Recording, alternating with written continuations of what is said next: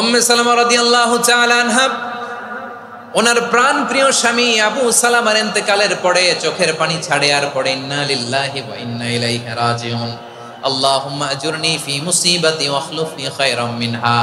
বারবার এই দোয়া পড়ে চোখের পানি ছাড়ে, এই দোয়া পড়ে চোখের পানি ছাড়ে, আর মনে মনে বলে আবু সালামার মতো ভালো মানুষ মদিনাতে নাই, আবু সালামার চেয়েও ভালো মানুষ মদিনাতে নাই, তার চেয়ে ভালো মানুষ কি করে আল্লাহ তাআলা আমারে দিবে, তার চেয়ে ভালো মানুষ তো আমি মদিনাতে দেখি না। চোখের পানি দিয়ে বুক ভাষায় আর নবীর হাদিসের উপর আমল করে পড়ে ইন্না লিল্লাহি ওয়া ইন্না ইলাইহি রাজিউন, ইন্না লিল্লাহি ওয়া ইন্না ইলাইহি রাজিউন।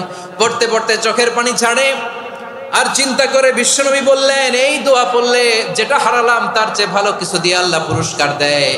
আবু সালামার চেয়ে ভালো মানুষ মদিনার মধ্যে আর কে হতে পারে? কি আজীব তামাশা, কি অবাক করা ঘটনা। কিছুদিন পরে দেখা গেল সাইয়্যিদুল মুরসালিন রাহমাতাল লিল আলামিন স্বয়ং বিশ্ব নবী উম্মে সালামাকে বিয়ের প্রস্তাব পাঠিয়েছে।